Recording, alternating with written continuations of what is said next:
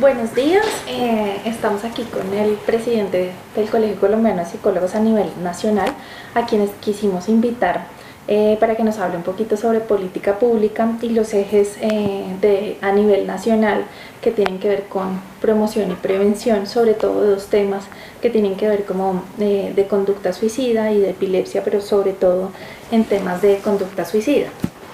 Bueno, nada.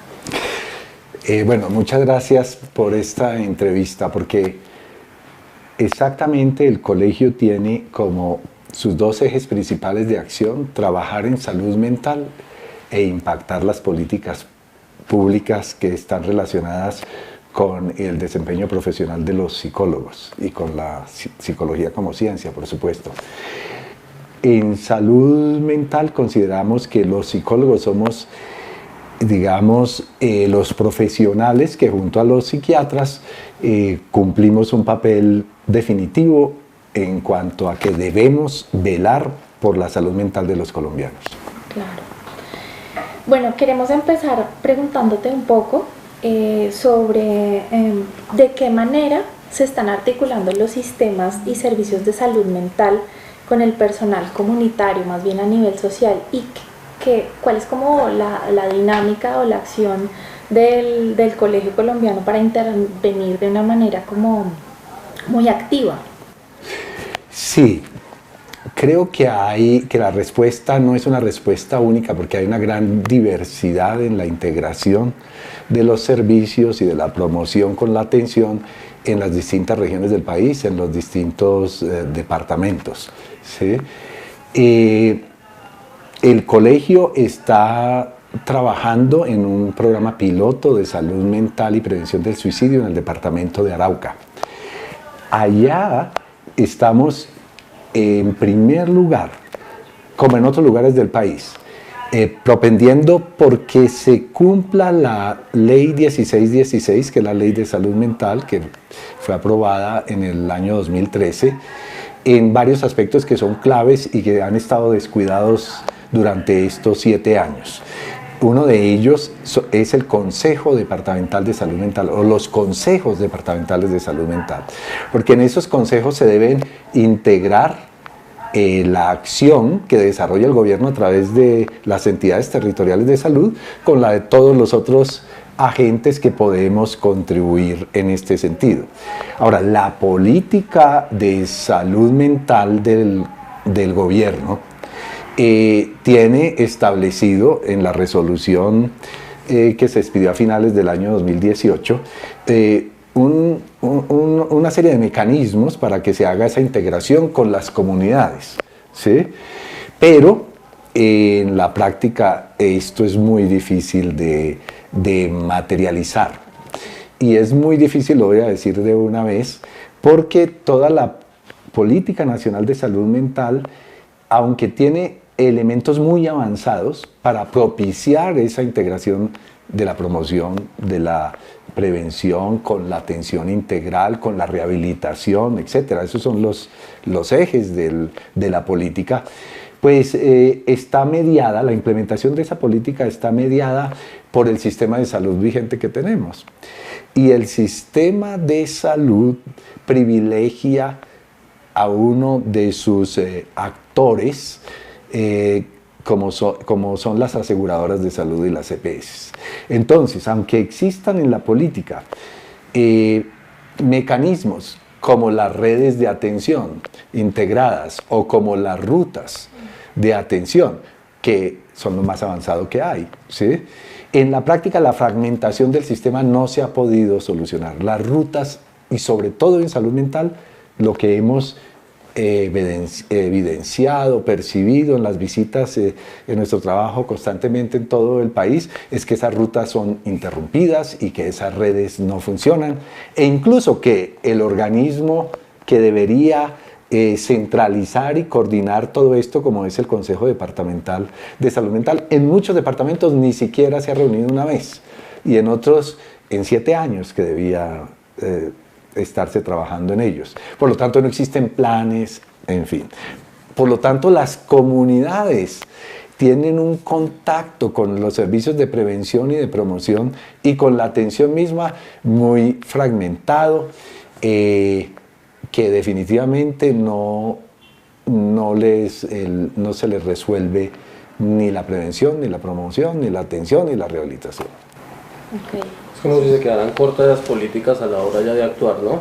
Entonces, pues algo que me parece curioso es, frente a ese plan piloto que están generando en Arauca como tal, y vemos que la política habla que es algo integral y integradora, pues vemos que deben haber muchos actores para poder estar aplicando estas políticas y poder llevar a cabo pues estos programas. ¿Qué dificultades o en dónde se encuentran esos focos de dificultad específicamente? Uno de los focos, además del que ya mencioné, de que la mediación de las EPS es la que define si se le da continuidad a una ruta o no, es la política. La política de los partidos políticos, de las elecciones, de los cargos, porque en la organización y en el funcionamiento de las entidades territoriales de salud hay referentes de salud mental, ¿sí?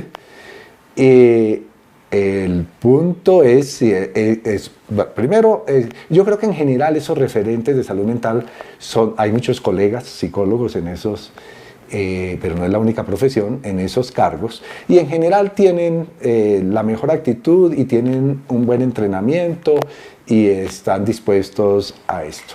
Pero cómo esas referentes de salud mental y esos planes de salud mental se llevan a cabo en la comunidad, ahí empiezan a haber problemas, porque por ejemplo, todo lo que es salud pública ha sido canalizado a través de los PIC, ¿sí? De los planes de intervención colectiva, si recuerdo bien la sigla, ¿sí? Pero esos PIC no tienen de verdad una visión de salud mental, porque generalmente responden a que la entidad territorial de salud hace un contrato con alguien o el hospital hace un contrato con alguien para que trabaje con las comunidades, pero si no hay un plan de salud mental, ¿sí? Ni hay una supervisión, si no hay un seguimiento, etcétera, pues se terminan haciendo, cuando se hacen, acciones aisladas que no van a tener el impacto que se necesita. Bueno, ¿conoces las tendencias o las prevalencias de problemas o trastornos de salud mental para la consecución de programas a nivel en Colombia? Sí, yo diría que hay pues estudios nacionales, se han hecho unas 3 encuestas nacionales, la última en el 2015, y esos datos son los datos base para cualquier diagnóstico y tal. Y hay una serie de estudios fragmentados. Tal vez lo más importante es que se viene haciendo seguimiento a los intentos de suicidio y a los suicidios consumados desde el 2016, y el Instituto Nacional de Salud y otras entidades en eso cumplen una función importante. Medicina Legal lleva unas cifras, sí, yo tengo aquí algunas de esas cifras de suicidios, si quieres te las menciono, ¿sí? Entonces, estas son cifras del Boletín de Medicina Legal de finales del año pasado. Entonces, en el año 2018 hubo un total de 2.247 suicidios consumados, y ese número aumentó a noviembre del 2019 a 2.326, lo cual significa que los suicidios fueron casi el 11% de las muertes violentas en Colombia. Y ese 11% está muy cerca, la diferencia no creo que sea significativa estadísticamente, de las muertes accidentales, que fueron 12 punto algo, ¿sí? Pero además, el único grupo etario donde no hubo suicidios el año pasado fue en el grupo de 0 a 4 años o de 0 a 5 años. Entonces, a partir de ahí se está suicidando la población. Entonces lo que hemos visto, y hay cifras sobre eso también en los últimos años, es que la tendencia en todos los grupos etarios, pero sobre todo, pues hay más niños, antes eso era muy raro, en adolescentes y adultos jóvenes esto también se ha reafirmado, y hay otras etapas como en los adultos que están en plena etapa de productividad, para no hablar de los adultos mayores, los ancianos que también se están... entonces la línea, las curvas en general han venido aumentando según el ciclo vital. Es más o menos, no sé si se alcanza a ver, pero esa es la idea en todos estos grupos. Lo último que quisiera decir es que hubo un aumento en el 3.52% en los suicidios del 2018 al 2019. Esas son cifras pues, que marcan definitivamente la crisis que hay en la salud mental en Colombia. Porque podríamos hablar de cifras de problemas mentales y de trastornos mentales que también existen, pero en general la tendencia es a aumentar. Por ejemplo, la consulta por depresión, ahora que se llaman los RIPS, la consulta por depresión ha aumentado y los diagnósticos de depresión moderada han aumentado. Sobre todo hay diferencias de género en las mujeres, pero eso es discutible, ¿no? Porque los hombres no consultamos igual, etc. Aunque esa diferencia de género sí se observa muy claramente y no solo en Colombia, es que cometen intentos muchas más mujeres, pero lo consuman muchos más los hombres. Hacen menos, pero son más letales. Pues. Eso como para dar un... De otra manera, yo he venido insistiendo con que el estado de la salud mental en Colombia es deprimente, ¿sí? Y jugando un poco con las palabras, ¿sí? Porque todas las cifras de depresión y de trastornos, ahora hay que agregar, y eso es importante en la nueva política de salud mental, me parece que es un acierto el enfoque que tiene la política de diferenciar entre problemas mentales y trastornos mentales. La discusión la tenemos con los psiquiatras, porque un buen segmento de los psiquiatras plantea que detrás de todo suicidio hay un cuadro depresivo mayor o un trastorno mental, ¿sí? Que no se ha diagnosticado.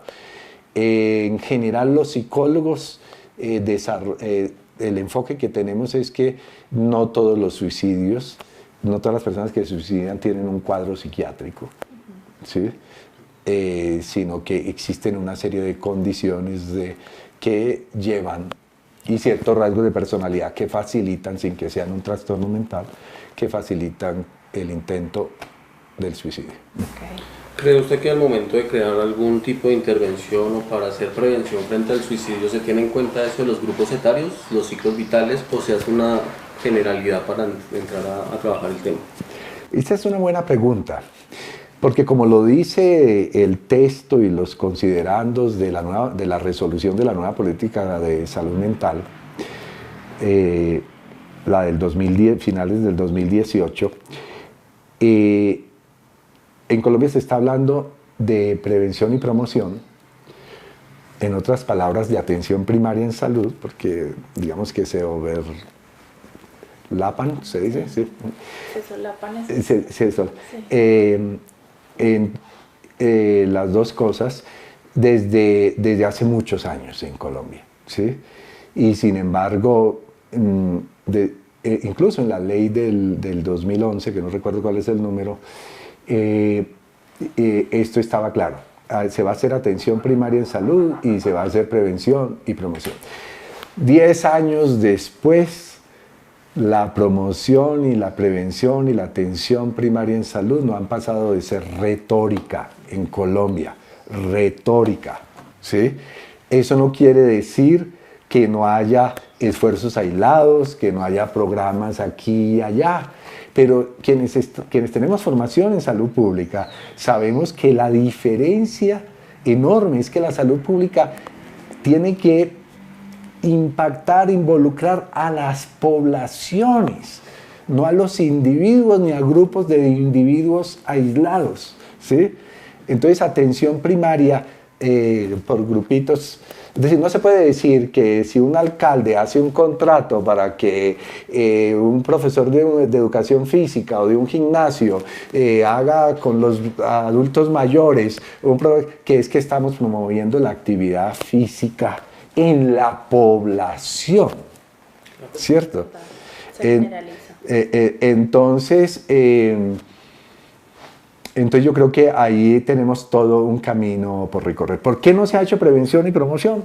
Porque los primeros años de la Ley 100, desde el 93 hasta hace muy poco, las EPS ni siquiera tenían interés alguno en la prevención y la promoción, porque su negocio está centrado en la atención y cómo intermedian la atención, ¿sí?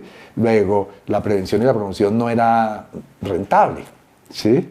Ahora se empieza a hablar, pero sin embargo, ahí están muchas de las dificultades todavía que tiene el mismo gobierno, que es pro sistema de salud de aseguramiento, pero no han podido organizar nada para que se hable en serio de prevención y promoción. Bueno, a partir de lo que hablamos entonces, de esos esfuerzos como aislados, ¿qué acciones específicas tú encuentras que se efectúan a nivel nacional de promoción y de prevención relacionados con suicidios y violencias interpersonales y que tú veas que son efectivos? Bueno, hasta ahora no han sido efectivos los esfuerzos de prevención de suicidio, ¿sí? Ni siquiera en el programa piloto nuestro podemos decir, sí, el de Arauca, ¿sí? Pues llevamos 2 años de trabajo y disminuyeron un poco del 18 al 19 los suicidios y tal, pero de ahí no se puede derivar de que estamos haciendo e implementando.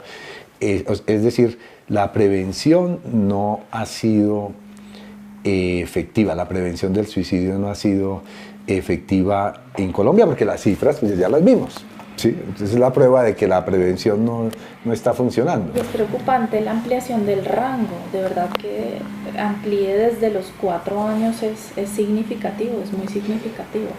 Sí, claro. Sí, es muy preocupante. Ahora, es un problema global, en muchos países está ocurriendo, pero no es lo mismo, la explicación no es la misma para quienes se suicidan en Noruega que para quienes se suicidan en el Vaupés, ¿cierto? Y aquí empiezo a hablar por qué la prevención no ha sido efectiva, ¿sí? Y es que aunque también el gobierno en todas partes habla de que hay que tener en cuenta los determinantes sociales de la salud, ¿sí? Del dicho al hecho hay mucho trecho, ¿sí? Por ejemplo, la Política Nacional de Salud Mental que está vigente, la más reciente, dice que que se debe trabajar con un enfoque de atención primaria en salud y teniendo en cuenta los determinantes sociales. Y explica muy bien cuáles son los determinantes sociales. Dice las condiciones económicas, sociales, culturales y políticas que generan, producen pues la salud mental, ¿sí? Y los estilos de vida saludables, etcétera, etcétera. Entonces todos debemos hacernos las preguntas. En este país en que vivimos, las condiciones económicas generan salud mental. Cuando el gobierno en este momento, pues las cifras de informalidad en el empleo son del 40 y tanto %, y el gobierno lo que está proponiendo como solución es el pago por horas, ¿sí? Es decir, esas condiciones económicas van a generar. No hay nada que produzca más ansiedad, yo creo que en eso nos podemos todos de acuerdo. Yo nunca he tenido más ansiedad que cuando se va a finalizar el mes y no tengo con qué pagar el arriendo o la luz o el agua, lo que sea, ¿cierto? Entonces, mientras no existan esas condiciones económicas, ¿sí? Sociales, todos sabemos que en Colombia hay unas inequidades enormes. Y precisamente por eso se habla con enfoque diferencial de género, porque hay de etnia, etcétera, etcétera. Todo eso es retórica mientras no creemos las condiciones para esto. Por ejemplo, en las condiciones sociales actuales, hoy es el día del paro armado, ¿cierto? Estamos haciendo la entrevista en esto. ¿Esto genera salud mental? Es imposible, ¿sí? Quienes rechazamos el paro armado, quienes estamos clarísimos en que la violencia no beneficia a nada, ¿sí? Pues nos preocupamos porque las solas noticias están generando crisis, ¿sí? Y así podríamos seguir hablando. Con la población LGTBI, yo he trabajado muchísimos años con personas transgénero. En Arauca trabajamos con la mesa LGTBI, que la dirige un colega psicólogo, ¿sí? Si medio país no acepta la diversidad sexual, esa población que cada día se evidencia más, pues es objeto de una serie de tensiones que producen desequilibrio emocional, y no en vano son una población vulnerable donde el riesgo es mayor para el suicidio, porque estamos criticando todo esto. Tenemos el caso que se ha revivido en estos días del joven Sergio Urrego, ¿sí? Entonces, nosotros desde el colegio estamos trabajando en ese sentido. Por ejemplo, tenemos un grupo de psicólogos LGTBI que trabajan con asociaciones incluso internacionales como IPSINET, que es una red de psicólogos LGTBI, ¿sí? Que por su misma realidad pues han desarrollado una serie de planes y de programas para prevenir el suicidio y para evitar la discriminación, evitar o disminuirla y favorecer las condiciones, ¿sí? Pero la prevención, mientras no haya cambios en el entorno, como lo dice la misma resolución de la Política Nacional de Salud Mental, no se puede hacer, porque esto tiene que mirarse, insisto, poblacionalmente. Claro, esta política parece que fueran solamente las bases, pero para poder llegar a cabo pues se necesitan demasiadas acciones. Sí, no, y si ustedes miran, gracias Javier, porque si ustedes miran, leen la política, entonces hay un párrafo de qué hacer en la prevención del suicidio, y todas las cosas son acertadas, pero son absolutamente insuficientes, ¿sí? Por ejemplo, una de las normas que dice la resolución para la prevención del suicidio es controlar pues el acceso a los medios con los instrumentos con que se suicidan, ¿sí? Por ejemplo, a las armas. ¿Ustedes creen que en Colombia vamos la tendencia es a que la población utilice menos armas o a que se arme? No, luego de este evento del evento del médico nos dice claro, ¿sí? Está retroalimentando positivamente que somos nosotros quienes tenemos que tener ese tipo de acciones de consecuencia. Exacto. Por ejemplo, entre los indígenas, y eso lo vemos en Arauca de cerca, entre la población indígena se dan verdaderas epidemias cíclicas de suicidios, 12, 14 cada determinado número de tiempo. Casi todos ellos ingieren paraquat, todos estos químicos pues, que se utilizan en la producción agrícola, ¿sí? Podemos retirar el acceso de la población ¿sí? Es más amplio que lo que entonces en teoría pues sí, eso es lo que hay que hacer, pero sí, desconocemos las características de la población a nivel histórico, pues a nivel como un poco más ideográfico, es decir, que no se ha generalizado. Es decir, lo que tú decías ahorita, lo que sirve en Portugal no sirve para el Amazonas. Ajá. Entonces creo que le apuntas un poquito a eso, no sé. Un enfoque diferencial. Yo pienso que en la parte de suicidio, como dicen, la parte de restricción de medios letales, también hay un punto muy importante que es la parte de los medios de comunicación, y son los que también están encargados de esa prevención, pues a través de la herramienta que tienen, que son masivas, ¿Cree usted que se está cumpliendo realmente una información adecuada cuando se habla de suicidio? Sí, absolutamente la respuesta es no. No se está, pues los medios no contribuyen. ¿Por qué? Porque hay una contradicción social entre que los medios en esta economía de competencia salvaje, en esta economía los medios tienen que competir y el sensacionalismo es el elemento para competir. Vender. ¿Ah? Para vender. Para vender. Perdón, gracias. Sí, para vender. Entonces, el impulso es hacer... Recuerden el suicidio de la señora en el puente en Ibagué que se lanzó abrazado a su hijo. Todo el tiempo hubo una radio local, una emisora... un video local en vivo y en directo, ¿sí?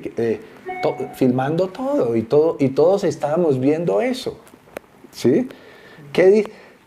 Ahora, hay estudios desde hace muchos años, no de ahora, de hace muchísimos años, estudios en diferentes países que muestran que la forma como se comunica puede promover, ¿sí?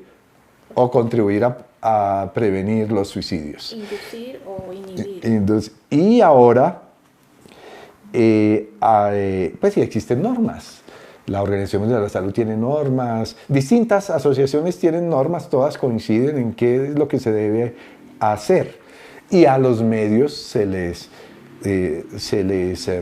envían esas normas. Nosotros, por ejemplo, el Colegio Colombiano de Psicólogos, es una cosa que empezamos a hacer sistemáticamente. En el congreso pasado de Barranquilla, en noviembre, dimos un taller de colegas voluntarios que saben, son expertos en eso, un taller para los medios de comunicación. En Arauca lo tenemos pendiente, estamos abiertos. En el momento en que nos digan, nos llamen de cualquier medio, queremos una capacitación, tenemos la capacidad de dar esa capacitación, ¿sí?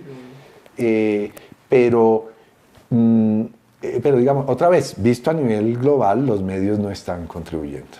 Nos respondes, digamos que un poco en la anterior pregunta y con tus respuestas un poco de la siguiente, y es, desde tu experiencia, ¿cuáles crees que pueden ser los vacíos frente a la política pública de salud mental en temas de PIP?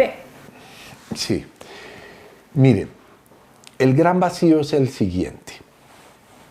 Ya hemos mencionado que PIP es atención primaria en salud, en otras palabras. Desde la conferencia de Alma Ata en 1978, quedó claro que hacer atención primaria en salud, hacer prevención y promoción, requiere de dos pilares fundamentales.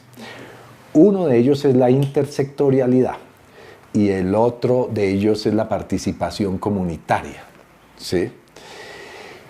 Esas dos cosas son el vacío, son la ausencia que tenemos, pero es que tenemos barreras estructurales en la política del gobierno, en la política económica, social, etcétera. Tenemos barreras estructurales que impiden hacer intersectorialidad y que impiden que las comunidades estén participando activamente, etcétera, ¿sí? Donde se hace verdadera atención primaria en salud. Va a poner dos ejemplos extremos. En el Reino Unido, en Inglaterra y en Cuba, ¿sí? Hay sistemas de salud distintos. Y hay una visión distinta de ver qué es la intersectorialidad. La intersectorialidad no es como ha hecho el gobierno colombiano, que entonces dice, hagamos una comisión de intersectorialidad para la salud, donde esté el ministro o su representante de salud, de vivienda, de educación, del medio ambiente. No, es que realmente haya transformaciones, por ejemplo, en las condiciones del medio ambiente, para que haya más salud. Transformaciones en la infraestructura. Es decir, sin agua potable no puede haber salud, ni física ni mental. Eso, entre otras cosas, hoy en día esa división no se puede hacer. Sabemos que salud física y mental están absolutamente integradas. Ese dualismo desaparece. La intención desde el año antepasado de la OMS, ¿no? Sí, y desde hace, sí. Sí, seguro. pero la OMS por fin, bueno, podríamos hablar de eso también, pero para no, yo me disperso mucho, no me ayude. Perdón. Entonces, se necesitan, son transformaciones en la realidad. En la vivienda se necesitan transformaciones. Mientras haya hacinamiento, ¿y cuántas familias en Colombia viven en hacinamiento? ¿Sí? Se va a eliminar, por ejemplo, la violencia familiar o la violencia sexual. No, porque hay una condición que la está generando, ¿sí? En fin, entonces intersectorialidad es esto. Yo recuerdo al exministro Gaviria que decía que no le planteáramos, quienes estamos en salud pública, que para mejorar una condición cualquiera de salud, digamos respiratoria, entonces había que ponerle piso porque eso ya no era el Ministerio de Salud, sino eso era de otro ministerio. Ese es el mejor ejemplo de cómo se ha concebido el gobierno todos estos años, esta compartamentalización, esta fragmentación que hace. Entonces, si no hay intersectorialidad, no hay prevención ni promoción de la salud. Y luego está el problema de la participación comunitaria. Realmente tiene peso la voz, por ejemplo, de los usuarios, de las organizaciones. Aquí hay organizaciones de familiares de personas con esquizofrenia, para poner solo un ejemplo, ¿sí? ¿Tiene peso esa voz? ¿Sí? Es decir, realmente se acepta el punto de vista, ¿sí? Hay organizaciones, lideresas, en Arauca trabajamos con las lideresas víctimas de abuso sexual y víctimas del conflicto armado, ¿sí? Tiene peso, o sea, lo que ellas han evaluado en su experiencia, que debe corregirse, que debe superarse para evitar esos traumas que ellos vivieron por parte de los actores armados, etcétera. Se ha hecho eso, se ha cambiado eso, ¿sí? Porque la participación comunitaria es acercar los barrios, las comunidades, etcétera, a los servicios de salud y que hagan parte de los planes y programas de salud mental en particular, que es lo que estamos hablando. Pero aquí hemos venido a hacer retroceso. Aquí se eliminaron los puestos de salud barriales. Cuando yo era niño en Bogotá, uno se caía o, bueno, supimos del vecinito que llegó el circo y se puso a jugar con un oso y el oso le quitó el brazo y entonces todos los niños, y entonces uno iba al puesto de salud y en el puesto de salud no había una enfermera, había un promotor de salud, había una persona que se sentaba y decía y tal, ¿sí? Hoy eso se intenta hacer, ese tipo se intenta hacer, pero es sobre todo post y no prevención. Entonces, por ejemplo, aquí nuestros vecinos de la clínica Marley, ahí hubo hace poco un suicidio de un médico muy reconocido y muy querido de muchas personas. Entonces después se dice, bueno, entonces vamos a hacer esto porque los colegas o en otras instituciones ha ocurrido lo mismo, ¿sí? Y esto lo menciono es porque está en los periódicos, no estamos dando información pues que no sea conocida. Entonces hay que transformar, es decir, realmente el panorama es deprimente. Claro, sí, parece que solamente atendieran por microsistemas y no es una generalidad de los problemas, no se visibilizan de una manera adecuada. En ese sentido, ¿cree usted que la política nacional de salud mental sea una política para el posconflicto? No, mire,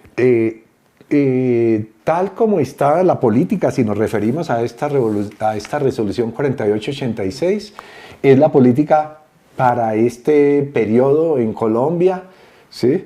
De nuevo, aquí, en el papel, la implementación es el problema. Y insisto, la implementación, hay barreras estructurales para implementarla. no se va a poder hacer mientras no haya otros cambios estructurales. Ahora, yo quiero pasar, porque no quiero que se quede la imagen pues de que simplemente hacemos la crítica. Por eso mencioné al comienzo de esta entrevista que nosotros tenemos un programa de salud mental y de prevención de suicidio en el departamento de Arauca, y seleccionamos el departamento de Arauca porque allí son las condiciones muy difíciles. Porque cuando decidimos hacer esto, las tasas ajustadas por suicidio en Arauca eran las más altas del país, o sea, era donde el problema estaba más concentrado. Pero también porque es un departamento donde hay posconflicto, conflicto y preconflicto, o sea, hay de todas las situaciones de conflicto armado. Está la migración venezolana que afecta a todo el país, pero esta es frontera, esto no es sino cruzar el río, en 3 minutos cruza uno en una canoa. Entonces, hay esto, hay desigualdades, hay una economía tal, entonces lo escogí. ¿Y qué estamos haciendo ahí? Con muchas limitaciones, ¿no? Pero sí queremos es hacer un llamado a todas las organizaciones gubernamentales, y no. Tenemos que proponer cómo cambiar las cosas, tenemos que proponer cómo hacer las cosas bien. Y eso pasa, por ejemplo, en Arauca por insistir en que, oiga, por favor, el comité de salud mental del departamento debe funcionar, ¿sí? Y ahí debemos integrarnos. Los programas del gobierno tienen... Nosotros no podemos ir a hacer aquí acciones independientes, eso no... La sinergia es lo que nos va a permitir ser efectivos. Ahí hay organizaciones de cooperación internacional muchísimas, cada uno por su lado. ¿Por qué no integramos esto? La participación comunitaria. Ahora en abril vamos a estar trabajando en las comunidades educativas para prevenir suicidio en Arauca. ¿Qué es eso? Trabajar con los profesores, trabajar con los estudiantes, trabajar con los maestros, con los padres de familia, con los psicoorientadores, con los barrios, ¿sí? Entonces estamos proponiendo, porque estamos convencidos que no podemos solo criticar. No dejaremos de hacer la crítica, pero al mismo tiempo estamos proponiendo y tratando de impulsar pues el que nos comprometamos todos, porque la salud mental no es un eslogan, la salud mental es una cuestión de todos. Es un derecho. Bueno, ¿consideras que la política de salud mental realiza un trabajo incluyente de prevención para todos los colombianos realmente? ¿Y cómo se asegura esa cobertura realmente para la mayoría de la población? Sí.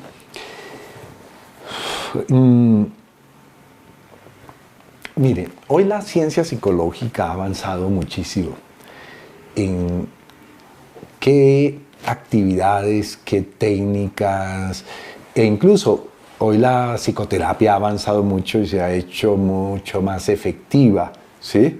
Entonces tenemos una serie de herramientas. Para que seamos efectivos en todos los niveles, tenemos que llevar esas herramientas al alcance de los colombianos, de la población. Un gran avance constituyó cuando se hicieron todos los estudios neuropsicológicos que tienen que ver con la meditación. Hace 30 o 40 años la meditación era algo religioso y esotérico para muchas personas y no se podía estudiar en una facultad de psicología. Hoy que ya sabemos cómo son las redes neuronales funcionales, las interconexiones cerebrales, ¿sí? Las distintas estructuras que están relacionadas y hoy que tenemos investigación que demuestra que actividades como la meditación o todos sus derivados, lo que ahora se llama el mindfulness y todas estas cosas, cómo pueden cambiar el cerebro, pues debemos llevar todas estas herramientas a la población, ¿sí? Pero de manera masiva, porque en este momento es muy selectivo y es muy selectivo a quien pueda pagar casi, y muy pocos de estos programas están incluidos en lo que se ha llamado el POS, o sea, en el plan de beneficios, es decir, para que cualquiera del régimen subsidiado pueda acceder a esto. Deben hacerse, hay países, por ejemplo, Inglaterra, desde hace 8 años, Noruega ahora, copiando y adaptando esa experiencia de los ingleses. Hoy hay una facilidad de acceso a la consulta psicológica y psiquiátrica y a distintos niveles, porque hay países donde el trabajador social hace psicología clínica también o atiende, ¿sí? Y todo esto. Pero, por ejemplo, hay sitios donde si yo estoy aquí angustiado hoy o si tengo un pensamiento suicida, yo sé ya que en esta área de la ciudad, en tal parte, puedo ir y me atienden. No solo una línea telefónica y tal, ¿no? Sino el acceso directo a un profesional o a alguien que está entrenado para atender todo eso. Entonces, hay fórmulas, hay mecanismos, hay. El sistema de salud tiene que adoptar eso, lo que esté basado en la evidencia. Lo dice la misma resolución. Bueno, pero es que el mindfulness hoy, el programa de mindfulness de Harvard ha probado, hay un estudio reciente que con 8 semanas de mindfulness el estrés disminuye, la depresión disminuye y al mismo tiempo el hipocampo, que es el órgano que está asociado con esto y que cuando las personas están deprimidas y estresadas va perdiendo tamaño, se va reduciendo y tal. Con la meditación eso aumenta, o sea, la evidencia está demostrando eso. Y en 8 meses con un programa de estos, esto cambia. Entonces hay psicólogos importantísimos como Richard Davidson que están viajando por el mundo diciendo hay que hacer estas cosas, pero necesitamos un sistema de salud que realmente sea inclusivo, ¿sí? Y no diferencial. ¿Cómo así que todavía, en teoría, el plan de beneficios es uno solo para todo el mundo?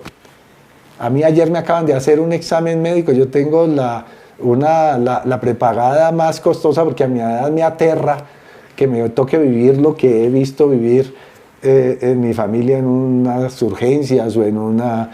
¿sí? Entonces, ¿y qué fue? Va uno con la prepagada y está listo, sale. Todo está bien, sí señor, se le autoriza, no tiene ningún problema. Ese no es el caso para la inmensa mayoría de los colombianos. No, pues muchísimas gracias. No, a ustedes por el interés. Y además siendo ustedes psicólogos, pues ni más faltaba, el Colegio Colombiano es su casa.